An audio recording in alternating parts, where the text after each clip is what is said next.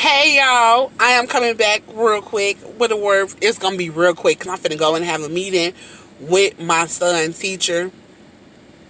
I'm gonna get that, bro. I want to thank y'all for watching my daughter videos, y'all. She is such a lovable child. She wants to be so much like her mommy, and she's like, I want a YouTube channel to encourage kids. And I kept telling her, like, okay, we're gonna do your channel. We're gonna do your channel, girl. She did the homegirl that went on my channel and started recording.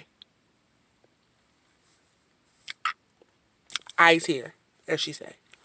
I just want to hop on and let you guys know this is words for the people that maybe today you feel discouraged, you feel down, you don't feel motivated, you don't feel like you're being heard, you don't feel like God is hearing your prayers. I am coming to tell you today that God hears your prayers. He hears your cry, and He is working on your behalf. He did not. We hear this slogan all the time. God did not leave me here, bring me this far to leave me. No, He did not.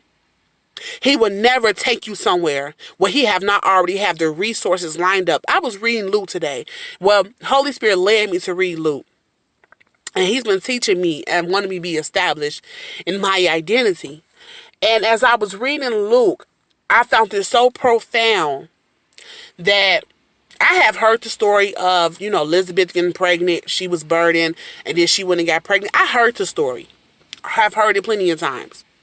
But it's nothing like reading it yourself. I got so many revelations, and this I'm gonna share a couple of revelations with you guys to encourage you. Elizabeth was barren. Didn't say how old she was. If they did, I didn't catch it. Elizabeth was barren, and she could not. They said that she was of old age and she could not have children. And they said that Zachariah was out in the sanctuary and he was burning incense. And they said an angel appeared to him and told him that Elizabeth is going to have a baby. And you are to name him John, and he is not to touch any wine, and he's not to touch any strong alcohol, for Holy Spirit will dwell in him from the time that he is born. How profound that Elizabeth was barren all those years, and right before it was time for the Messiah to be born, for the Messiah to be impregnated in Mary, that John was impregnated 6 months before. How profound that God went ahead of Jesus and made a way for John the Baptist to be born for such a time as this. How profound that God went before Jesus and made a way. How profound that God went before us and made a way for us to live a holy and blameless life, but not just to represent Him, but also He came as flesh for us, as the Word became flesh, and He died for us, for our souls to be free, for us to be whole. So if you feel empty today, I came to encourage you. The same God that made a way for Jesus, the same God that made a way for us, that put Jesus on, that when he got on that cross, and he hung high and He was stretched wide for our iniquity and our transgression, for our spirits to be free, for us to be whole, holy, and blameless in His sight. My God, if He was that detailed,